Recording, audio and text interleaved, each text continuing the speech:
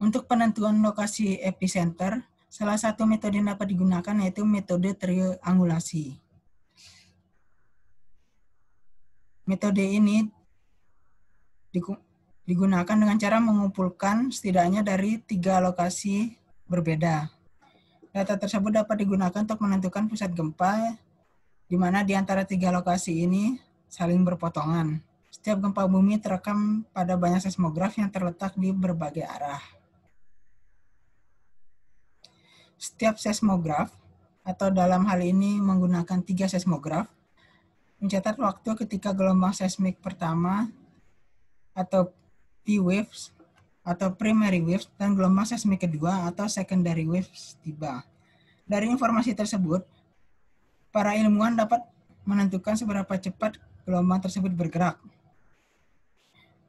Sehingga hal ini membantu untuk menghitung jarak dari pusat gempa ke setiap seismograf yang mengukur gelombang gempa. Ada beberapa langkah untuk perhitungan metode triangulasi. Yang pertama itu membaca waktu dari secondary wave dan primary wave dari 3 seismogram. Yang kedua, menghitung jarak untuk setiap pasangan peristiwa atau stasiun rekaman D1, D2, dan T3 menggunakan rumus waktu secondary primary. Yang ketiga, gambarkan setiap lingkaran jari-jari D pada peta.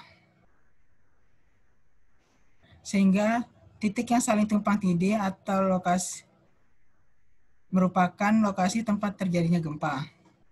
Dalam hal ini, lokasi berada di titik ini. Untuk asumsinya, sumber relatif dangkal, epicentrum relatif dekat dengan hipocenter. Untuk menentukan besar kecilnya gempa, maka menggunakan skala magnitudo. Magnitudo gempa merupakan bentuk kuantifikasi atas kejadian gempa atau besar kecilnya gempa. Magnitudo merupakan energi yang dilepaskan oleh suatu gempa bumi. Magnitudo dibagi menjadi 4. Yang pertama ada local magnitude, surface magnitude, body magnitude, dan moment magnitude. Local magnitude merupakan magnitude gempa lokal dengan waktu kurang lebih 1 detik, panjang gelombang 300 sampai 600 meter untuk jarak epicenter kurang dari 1000 km. Diaplikasikan untuk gempa dengan magnitude 3 sampai 7. Untuk surface magnitude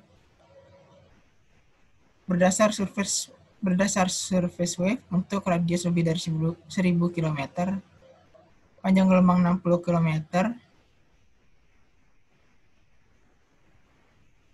dan gelombang kurang lebih 20 detik. Diaplikasikan untuk gempa dengan magnitudo 5 sampai 7,5. Untuk body magnitude yaitu untuk gempa dalam, sehingga berdasarkan P-wave atau small strain untuk waktunya 1 sampai 3 detik. Diaplikasikan untuk magnitudo gempa 5 sampai 7.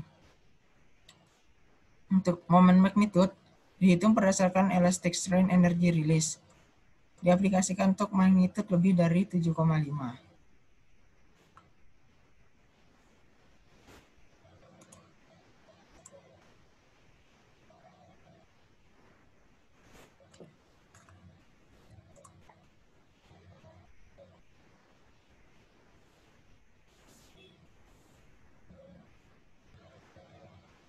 Rumus-rumus yang ditampilkan merupakan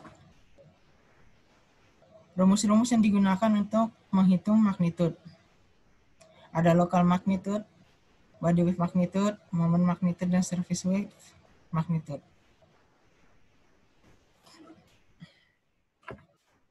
Selanjutnya ada yang dinamakan dengan intensitas gempa.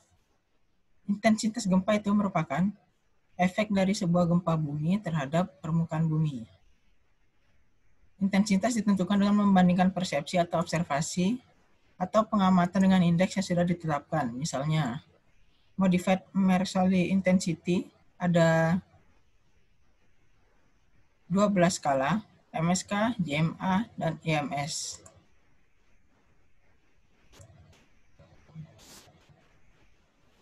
Skala intensitas digunakan untuk memplot garis kontur dengan intensitas yang sama atau disebut juga dengan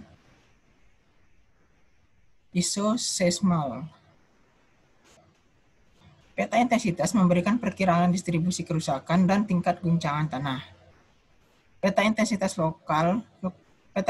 lokasi lokal mencakup laporan dari semua lokasi pengamatan dan apakah gerakan yang kuat dirasakan atau tidak.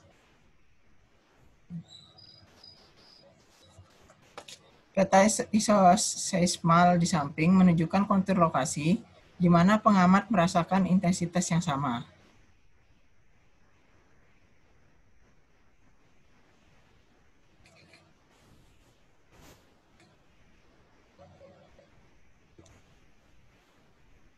Ada hubungan antara beberapa besaran untuk mengukur kejadian gempa bumi. Yang pertama yaitu hubungan antara frekuensi kejadian dan magnitudo gempa diukur dengan log N sama dengan A dikali B, A dikurangi B dikali M, di mana A dan B merupakan konstanta, N merupakan banyaknya kemunculan gempa per tahun, dan M merupakan magnitudo gempa dalam skala Richter. Menurut hasil penelitian, untuk konstanta A sebesar 7,30 dan konstanta B sebesar 0,4 untuk seluruh Indonesia. Namun untuk khusus Pulau Jawa, konstanta A memiliki nilai 5,37 dan konstanta B memiliki nilai 0,94. Untuk hubungan antara intensitas dan kecepatan tanah gempa, menggunakan rumus log A sama dengan 0,33 dikali intensitas dikurangi dengan 0,5. Di mana A merupakan percepatan tanah dalam cm per detik kuadrat. Yang ketiga yaitu hubungan antara magnitudo, jarak fokus, dan percepatan tanah. Ada dua rumus, di mana A merupakan percepatan tanah dalam cm per detik kuadrat, M merupakan magnitudo gempa dalam skala Richter, dan R merupakan jarak fokus dalam kilometer.